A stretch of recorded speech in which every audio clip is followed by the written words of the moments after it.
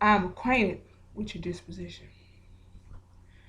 You are irritating and unbearable, and I consider it most difficult to live with you. All your good qualities are darkened by your super cleverness and thus rendered useless to the world. You find fault everywhere except in yourself. Thereby you embitter the people around you. No one wishes to be improved or illuminated in such a forcible manner, least of all by such an insignificant individual as you still are.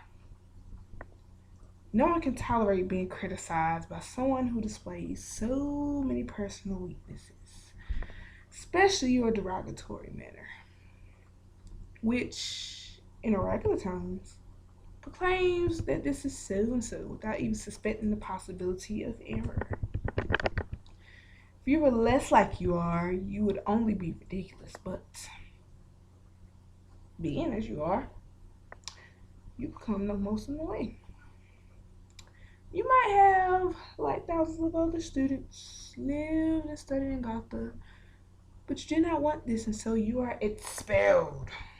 Such a living literary journal as would like to be is a boring, hateful thing because one cannot skip pages of fleeing the whole rubbishy thing behind the stove as one can with the printed one. I think it wisest to tell you straight out what I desire and what I feel about matters so we understand one another from the outset. That I am very fond of you, I'm sure you will not doubt. I have proven it to you and will prove it to you as long as I live. It is necessary for my happiness to know you are happy, but not to be a witness to it.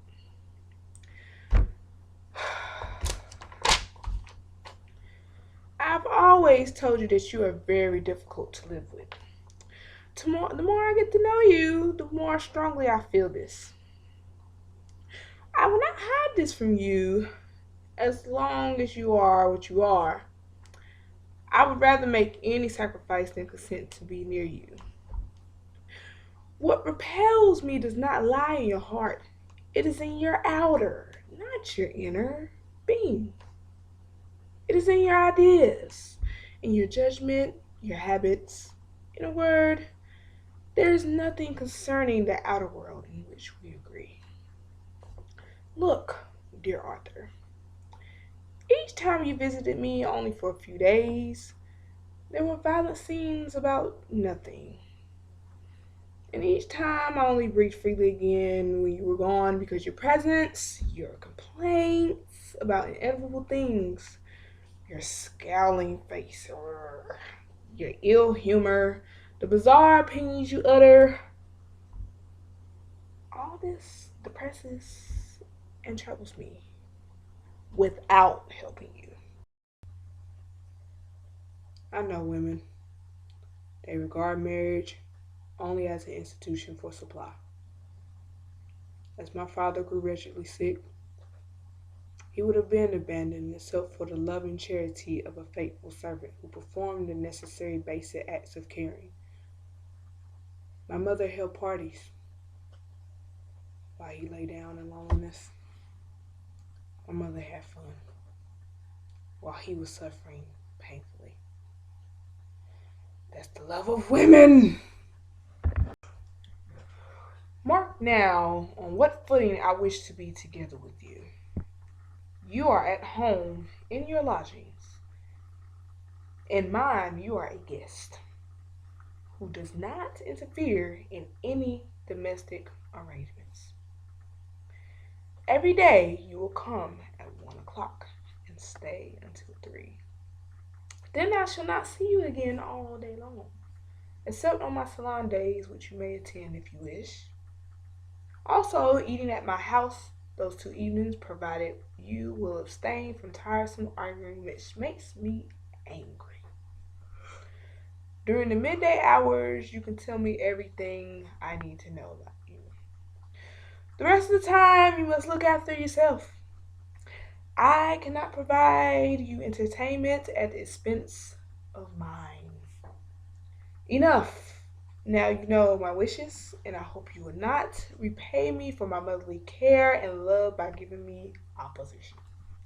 The door which you slammed so noisily yesterday after your improper behavior toward your mother is now closed forever between you and me. I am leaving for the country and shall not return until I know you are gone. You do not know what a mother's heart is like. The more tenderly it loves, the more painfully it feels every blow from a once loved hand. You yourself have torn away from me. Your mistrust, your criticism of my life, of my choice of friends, your desultory behavior towards me, your contempt for my sex, your unwillingness to contribute to my contentment, your greed, this and a lot more makes you seem vicious to me. If I were dead and you had to deal with your father, would you have dared to schoolmaster him? Or try to control his life, his friendships? Am I less than he? Did he do more for you than I did? Love you more than I did? My duty toward you is at an end. Go your way. I have nothing more to do with you. Leave your address here, but do not write to me. I shall henceforth neither read nor answer any letter from you. So this is the end. You have hurt me too much. Live and be as happy as you can be. Most men allow themselves to be seduced by a beautiful face. Nature induces women to display all at once the whole of their brilliance, and to make a sensation. But nature conceals the many evils women entail, such as endless expenses, the cares of children, refractoriness, obstinacy, growing old and ugly after a few years, deception, cuckolding, whims, cliches, attacks of hysteria, hell, and the devil. I therefore call marriage a debt that is contracted in youth and paid in old age.